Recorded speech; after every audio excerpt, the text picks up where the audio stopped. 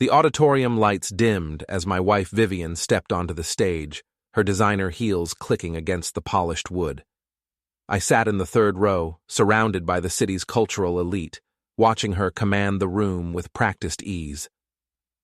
The Art Center's monthly Visionaries of Tomorrow gala was her baby, her chance to showcase rising talent while cementing her position as the city's premier gallery director. "Tonight, we celebrate innovation," Vivian announced, her voice carrying perfectly through the microphone.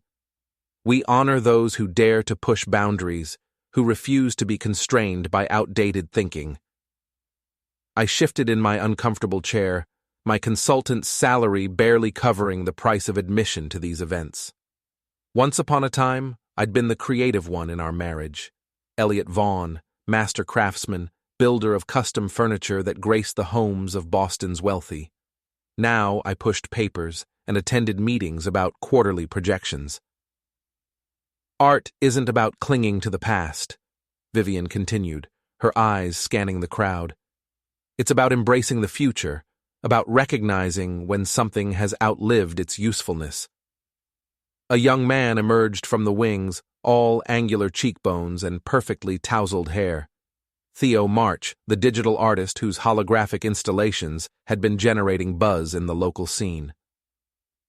28 years old, trust fund background, Tesla owner, podcast host.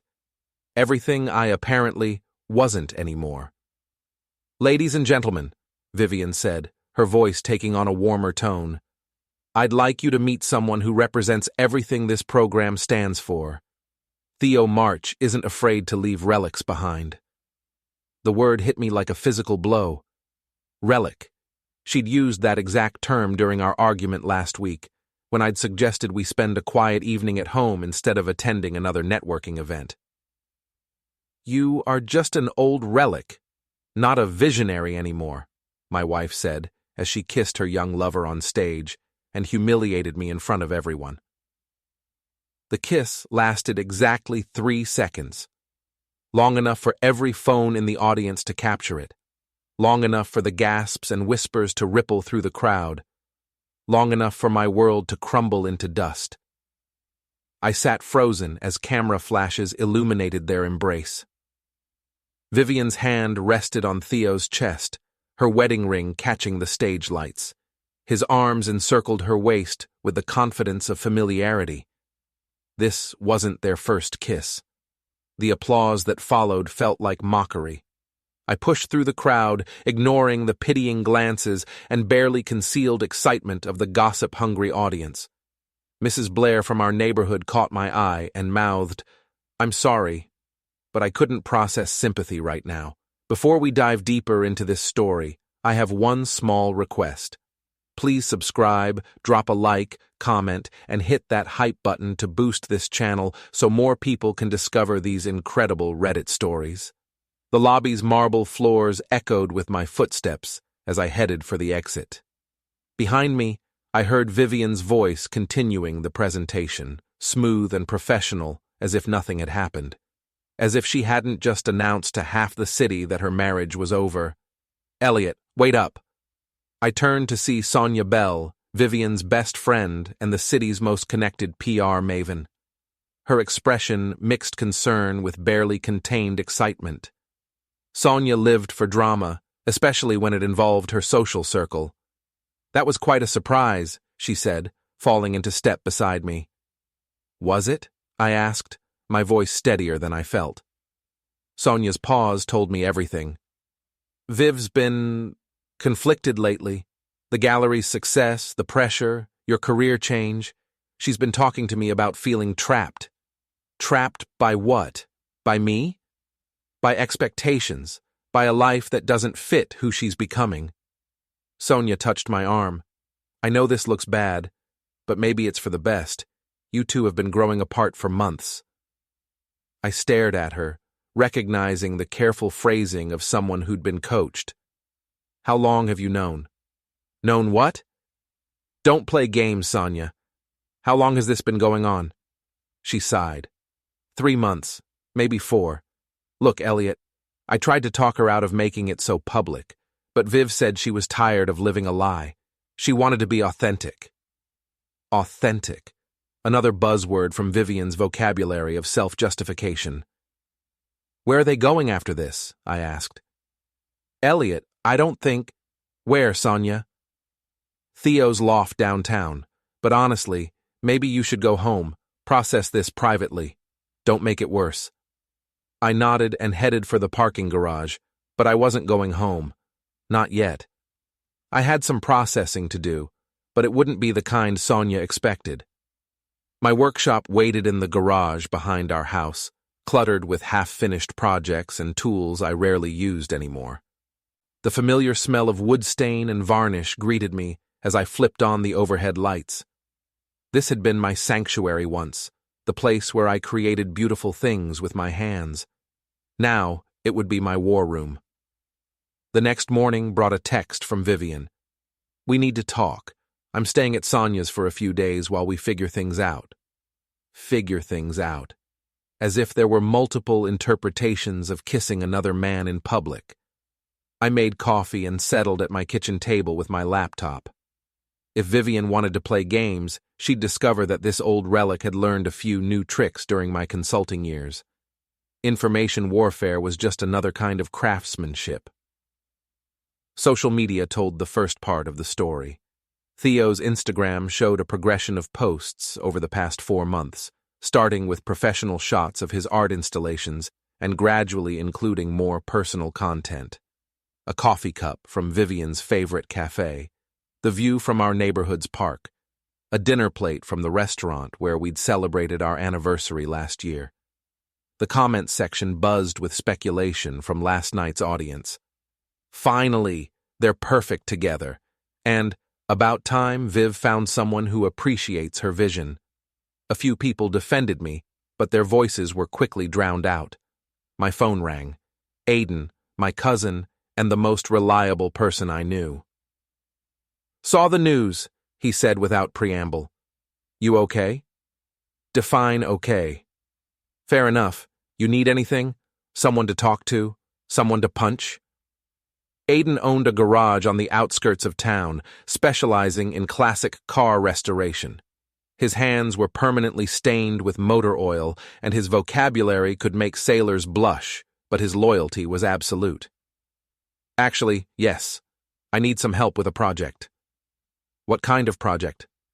The kind that requires your particular skills and absolute discretion. An hour later, Aiden sat in my workshop, examining the folder I'd compiled. Photos printed from social media, a timeline of Theo's posts, copies of our joint financial statements, and a list of Vivian's recent credit card charges. She's been busy, he said, flipping through hotel receipts and restaurant bills. Look at this. 3 dinners at Chez Laurent in the past month. That place costs more than my rent. Charged to our joint account, I noted. She's been financing her affair with our money. What's the plan? Information first. I need to know exactly what I'm dealing with before I make any moves. Aiden grinned. I know just the person to help with that. Mrs. Blair had lived in our neighborhood for 37 years. She knew everyone's business, tracked every visitor, and maintained an extensive network of fellow observers. Her front porch provided an excellent view of our street, and her memory was encyclopedic. I was wondering when you'd come by, she said, pouring iced tea into tall glasses. That poor girl has been struggling with her choices for months. Poor girl? Oh, don't misunderstand me, Elliot. I'm not excusing her behavior. But I've watched Vivian transform over the past year, and it hasn't been pretty. The success went to her head. Mrs. Blair settled into her rocking chair, clearly prepared for a long conversation. The young man started visiting in February. Always when you were at work, always in that flashy car of his. At first I thought he might be a client, but then I noticed the pattern. Same time every Tuesday and Thursday, staying for exactly 2 hours. You kept track? Honey, when you've lived as long as I have, patterns become obvious. By March, they were taking walks together, holding hands when they thought no one was looking. By April, he was staying overnight when you traveled for business. The information hit me like a physical blow, but I kept my expression neutral. Anything else? Last week I saw them looking at real estate listings on his phone. They were very excited about something downtown. I thanked Mrs. Blair and headed home, my mind racing. Real estate listings meant they were planning a future together. The affair wasn't just physical, it was a complete replacement of our life. That evening, I received another text from Vivian. "Can you stay somewhere else tonight? Theo and I need to discuss some things at the house." The audacity was breathtaking. She wanted to bring her lover into our home, into our bed, and expected me to accommodate her convenience. I texted back, "No." My phone rang immediately. "Elliot, be reasonable," Vivian said. "We're adults. We can handle this maturely." Maturely would have been discussing your feelings before kissing someone else in public. "I tried to talk to you. You never listened. You were always buried in your work or your projects, completely oblivious to what I needed." "What did you need, Viv?" "Because I thought I was providing it. The house, the stability, the support for your career. I needed passion, vision, someone who understood my world. And Theo provides that?" "Yes, he sees possibilities where you see problems. He encourages my ambitions instead of making me feel guilty for having them." I almost laughed. "Theo encourages your ambitions because your success benefits him. Have you looked at his financial situation? His art sales? His business plan?" "What are you talking about?" "I'm talking about the fact that your visionary boyfriend is broke. His trust fund ran out 6 months ago, his podcast has 12 regular listeners, and his art installations cost more to create than they generate in sales. You're not his muse, Vivian, you're his meal ticket." The silence stretched for nearly 30 seconds. "You're just bitter," she finally said.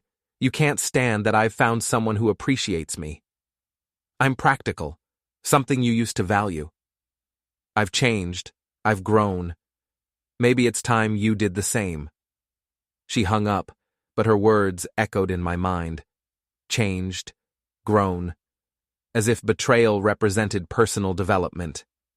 I poured myself a drink and returned to my workshop.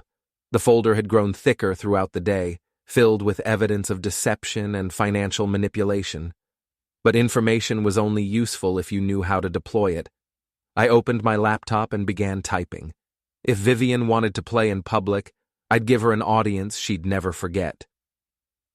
The downtown bar was exactly the kind of place Vivian and her crowd frequented. Exposed brick walls, craft cocktails with pretentious names, and a clientele that treated networking like performance art. I'd chosen it specifically because Sonia had posted about their Tuesday night creative professionals meetup on social media. I arrived early and claimed a corner table with a clear view of the entrance. At 8:30, Vivian walked in with Theo, their fingers intertwined like teenagers. She wore the red dress I'd bought her for her birthday, and he sported a leather jacket that probably cost more than most people's monthly rent. Sonia followed them, along with half a dozen other members of their social circle. The group commandeered the large table near the windows, ordering expensive wine and speaking in the elevated tones of people performing their sophistication for an audience. I waited 20 minutes before making my approach. "Vivian," I said, stopping beside their table. "We need to discuss the house." The conversation died instantly. 6 pairs of eyes turned toward me, expressions ranging from uncomfortable to fascinated. Vivian's face flushed, but she maintained her composure. "Elliot, this isn't the place. Actually, it's the perfect place. Public venues seem to be your preference for important announcements." Theo leaned back in his chair, projecting casual confidence. "Maybe we should let the adults handle this privately." I turned to face him, noting the slight tremor in his voice despite his posture. "Adults?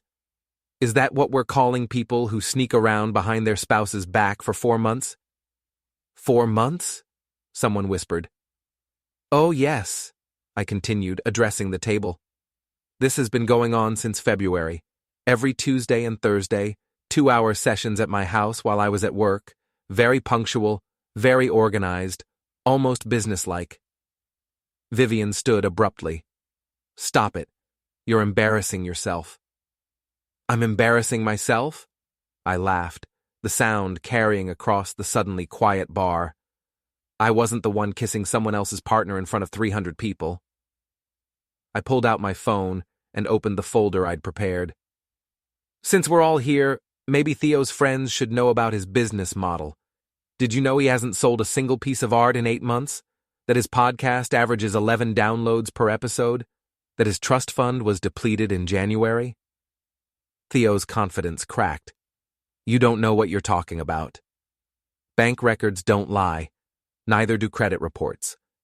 Would you like me to share the details of your financial situation with everyone, or would you prefer to maintain some dignity? You investigated me?" His voice rose, drawing attention from other tables. "I researched my wife's boyfriend. Seemed prudent, considering he's been spending my money on hotel rooms and expensive dinners." I placed a stack of printed receipts on the table. Chez Laurent, the Meridian Hotel, Tiffany & Co., all charged to our joint account. Vivian's been very generous with our shared resources. Sonia reached for the receipts, her PR instincts kicking in. "Elliot, maybe we should..." "Should what? Pretend this didn't happen? Pretend my wife didn't plan her affair with the same attention to detail she brings to her gallery exhibitions?" I turned back to Vivian, whose face had gone pale. "You wanted authenticity? Here it is. Your boyfriend is a failed artist who saw an opportunity in a successful, married woman. You're not his inspiration, Viv. You're his retirement plan." The table erupted in uncomfortable murmurs. Someone's phone was recording. Theo pushed back from the table, knocking over his wine glass. "This is insane," he said, his carefully cultivated image crumbling. "You're making things up because you can't handle losing." "Losing?" I smiled. "Theo, I haven't even started playing yet." He stormed toward the exit, and Vivian hurried after him.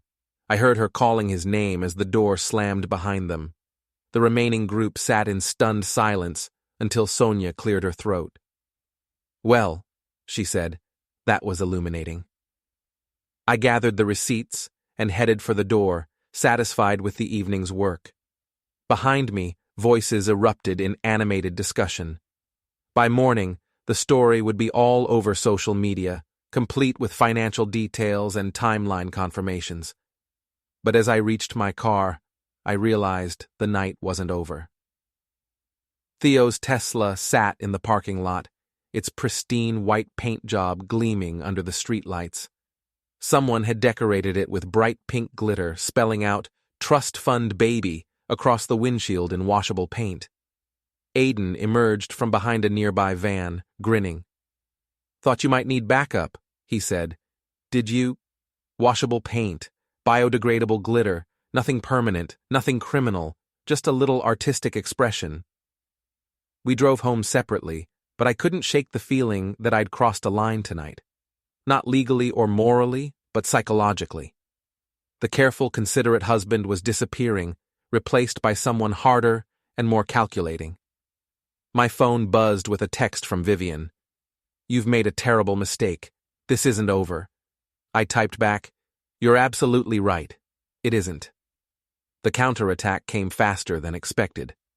By Thursday morning, Vivian had launched a coordinated social media campaign portraying me as an unstable, controlling husband who couldn't accept his wife's success. Her posts painted a picture of emotional manipulation and financial abuse, claiming I'd been monitoring her spending and isolating her from friends. Theo's podcast episode, titled "Surviving Toxic Masculinity in the Arts Community," featured a 20-minute discussion about older men who feel threatened by their partner's growth and success.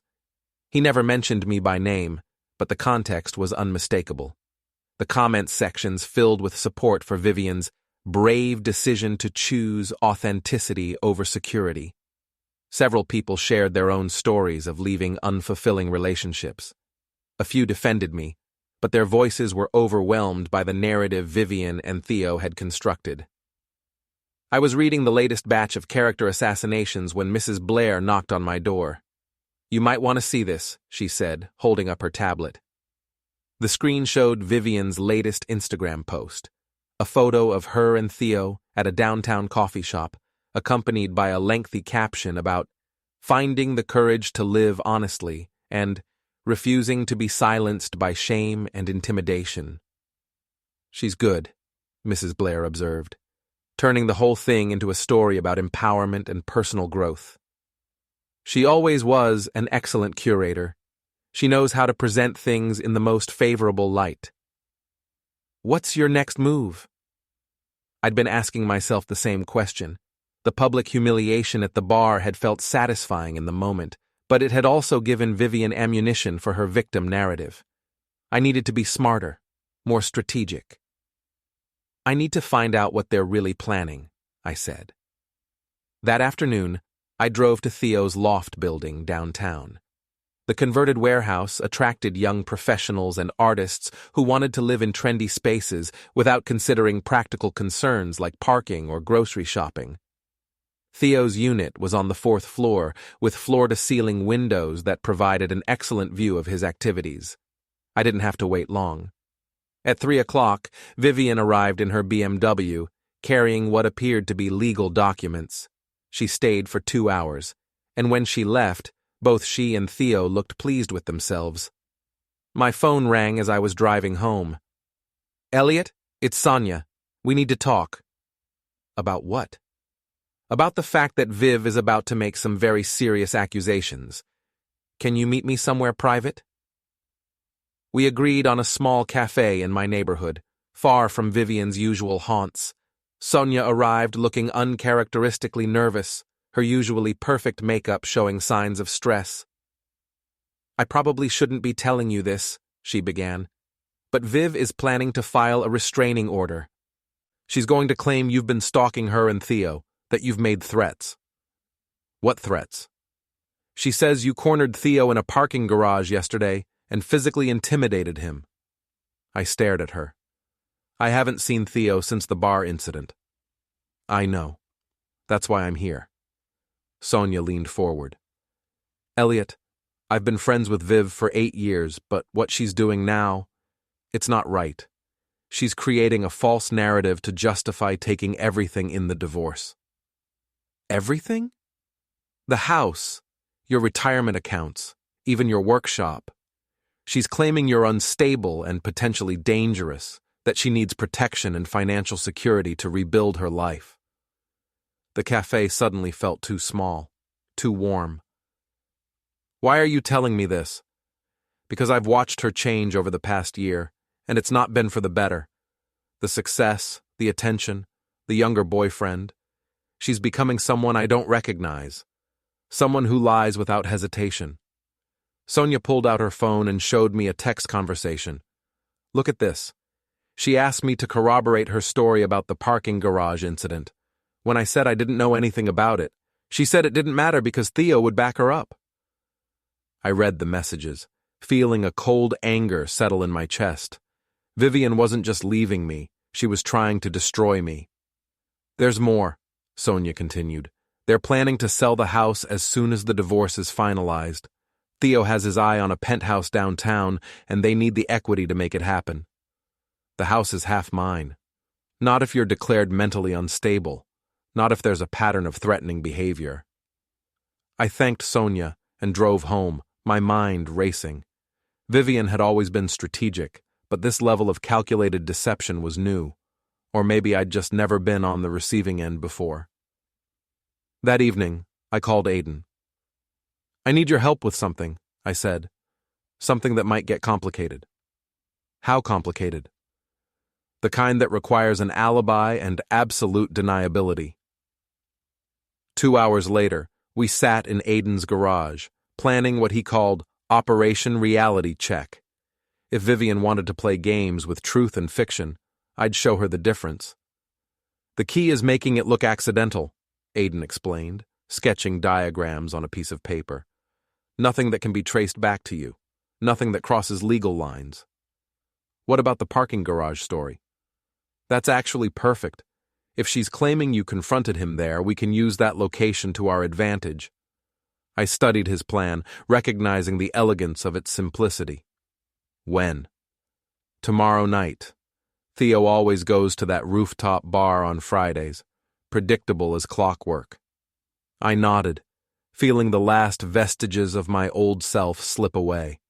The considerate husband who'd tried to save his marriage was gone. In his place stood someone harder, someone who understood that sometimes you had to fight deception with deception. One more thing, I said. I want it all recorded. The rooftop parking garage at 5th and Main provided an excellent view of the city's downtown district. More importantly, it was exactly where Vivian claimed I'd threatened Theo the previous week. If she wanted to build a narrative around this location, I'd give her something real to work with.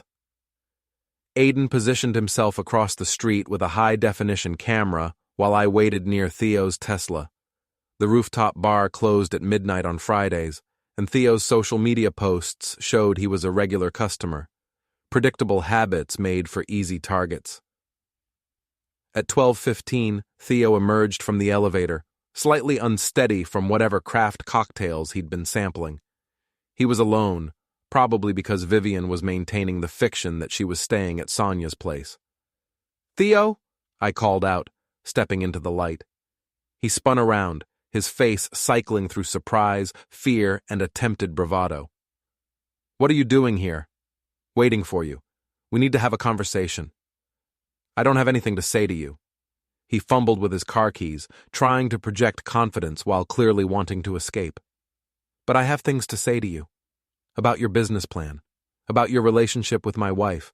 About the lies you're planning to tell in court." "I don't know what you're talking about." I pulled out my phone and opened the recording app, making sure he could see the screen. "Let's start with the parking garage story, the one where I supposedly threatened you last week.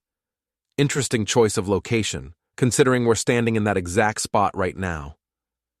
Theo's face went pale. "You're crazy." "Am I? Or am I just better at research than you expected?" I stepped closer, noting how he backed against his car. "I know about your financial situation, your failed trust fund, your non-existent art sales, your plan to use Vivian's assets to fund your lifestyle. That's not... We're in love." "Love?" I laughed, the sound echoing off the concrete walls. "Theo, you're a parasite, a mediocre artist who found a successful woman willing to subsidize your delusions of grandeur. You don't understand what she needs, what she deserves. I understand that she deserves better than a lying, manipulative child who's planning to frame her husband for domestic abuse." I held up my phone. "Did you know I have recordings of your planning sessions? Your discussions about the restraining order? Your strategy for taking the house?" His composure finally cracked completely. "You can't prove anything." "Actually, I can prove everything. Bank records, credit card statements, hotel receipts, text messages.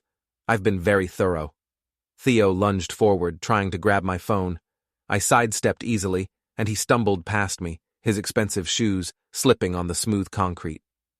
He caught himself against the parking garage wall, breathing heavily.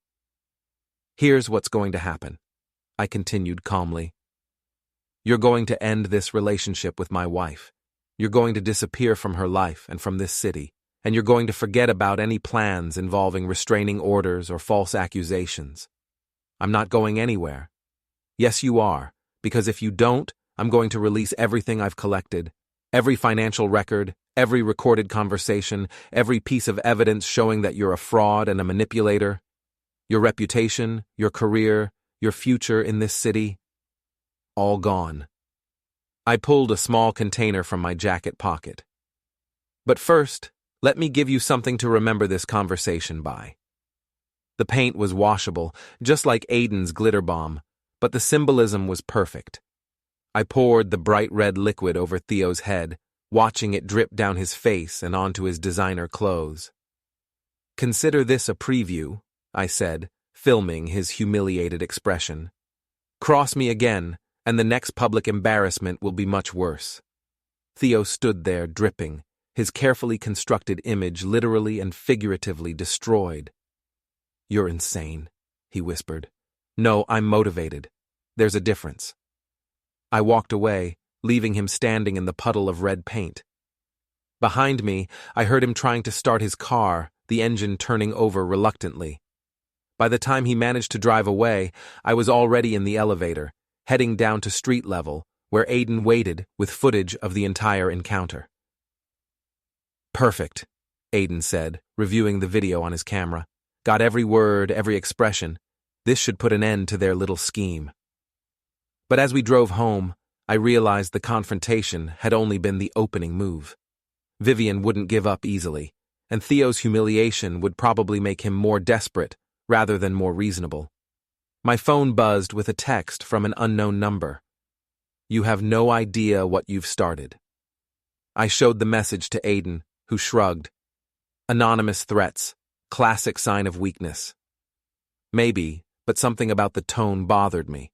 This felt like escalation rather than retreat. The next morning brought confirmation of my suspicions. Vivian's social media posts had taken on a frantic quality, describing increasingly erratic behavior and legitimate fears for personal safety. She'd posted photos of Theo's paint-covered car with captions about vandalism and intimidation.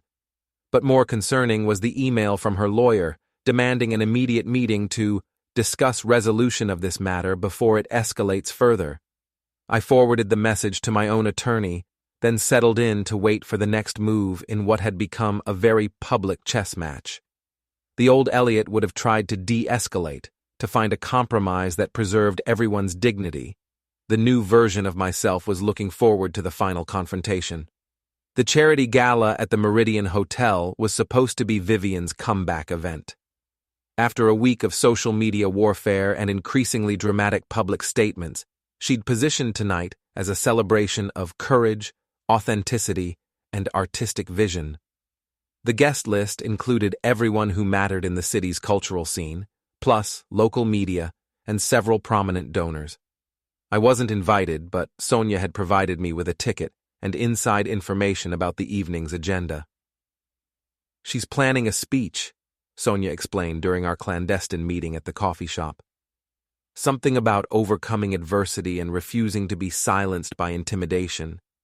She wants to control the narrative completely. And Theo? He'll be there, but he's been keeping a low profile since the parking garage incident. The paint thing really shook him up."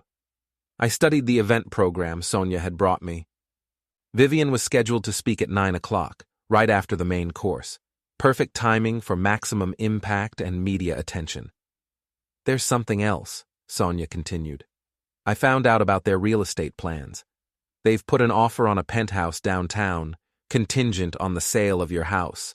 The closing is scheduled for next month." "They're that confident about the divorce proceedings?" "Viv seems to think the restraining order will give her leverage to force a quick settlement. She's been telling people that you're becoming increasingly unstable." I thanked Sonia and spent the rest of the day preparing for what I hoped would be the final act of this drama.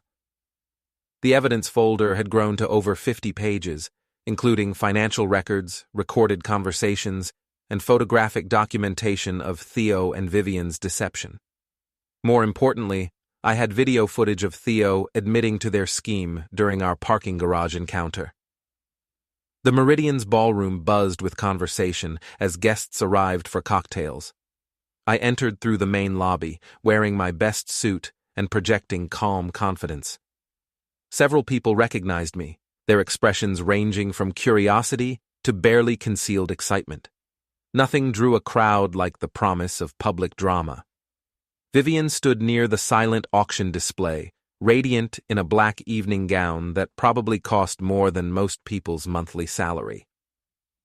Theo hovered nearby, still handsome but noticeably more subdued than usual. The paint incident had apparently damaged more than just his clothes. I approached the bar and ordered a drink, positioning myself where I could observe without being immediately noticed.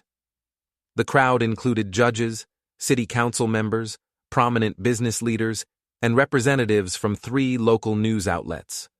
Whatever happened tonight would be very public and very permanent. At 8:30, guests began moving toward their assigned tables. I found my seat in the back corner, courtesy of Sonia's careful planning. From here, I had a clear view of the head table where Vivian and Theo sat with the evening's other honored guests. Dinner proceeded without incident, though I noticed several people glancing in my direction and whispering. The story of our marital breakdown had become local entertainment, and everyone was waiting to see what would happen next. At exactly 9 o'clock, the master of ceremonies introduced Vivian as a visionary leader who exemplifies courage in both her professional and personal life. She approached the podium with practiced grace, her smile confident and warm. The room fell silent as she began to speak. "Thank you all for being here tonight," she said, her voice carrying clearly through the sound system. "This event represents more than just fundraising. It represents the power of community, the importance of supporting those who dare to live authentically." I pulled out my phone and opened the video file I'd prepared, making sure the volume was set to maximum. "Over the past few weeks," Vivian continued, "I've learned something important about courage. It's not the absence of fear. It's the willingness to do what's right, despite the consequences." "Speaking of consequences," I said, standing up and pressing play on my phone. Theo's voice filled the ballroom, crystal clear through my phone's speaker. "The restraining order will give us leverage to force a quick settlement. She'll get the house, and we can sell it to fund the penthouse purchase." The room erupted in gasps and murmurs. Vivian's face went white as she recognized the recording. "This is from 3 days ago," I announced, walking toward the head table. "A conversation between my wife and her boyfriend, planning to use false accusations to steal my home and assets." I played another segment. Vivian's voice saying, "It doesn't matter if the parking garage story is true. Theo will back me up, and everyone will believe the unstable ex-husband narrative." The crowd's murmur became a roar of shocked conversation. Camera phones appeared throughout the room, recording every moment. The local news crews pushed forward for better angles. "Stop this," Vivian said into the microphone, but her voice shook with panic rather than authority. "Why?" I replied, still approaching the head table. "You wanted authenticity. You wanted to live honestly. Here's the truth about your authentic relationship." I played a third clip, Theo laughing as he described me as a pathetic relic who's too stupid to see what's happening. That was apparently too much for Theo's fragile ego. He stood up abruptly, knocking over his wine glass, and pointed at me with shaking hands. "He's stalking us. He cornered me in a parking garage and threatened me." "Actually," I said, pulling out a second phone, "let's see what really happened in that parking garage." The video from Aiden's camera played on the ballroom's main screen, showing Theo admitting to the financial scheme and the false accusations.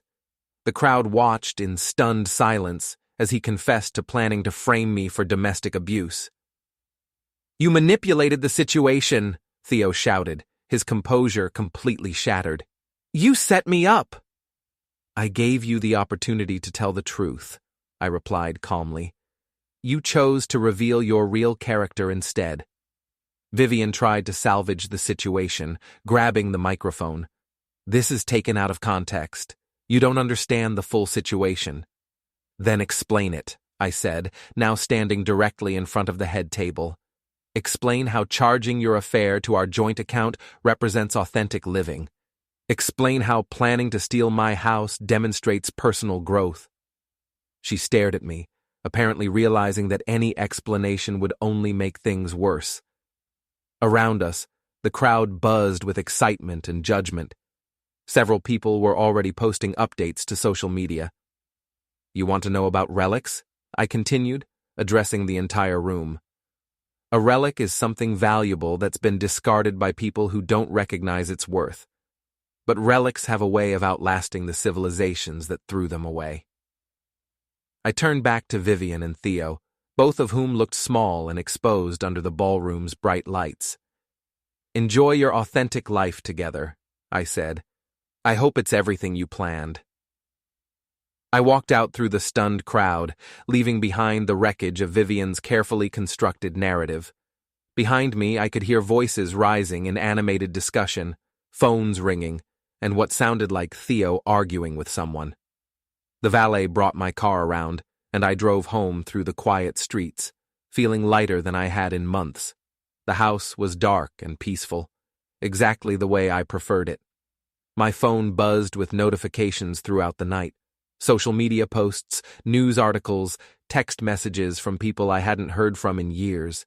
The story was spreading rapidly, complete with video clips and financial details. By morning, Vivian and Theo's reputations were in ruins. The gallery's board was demanding her resignation. Theo's art installations were being removed from local venues. The penthouse deal had fallen through. I made coffee and sat in my workshop, surrounded by half-finished projects and tools that suddenly seemed full of possibility again. The old relic had survived after all, and the future looked surprisingly bright. Outside, Mrs. Blair waved from her porch, giving me a thumbs up and a knowing smile.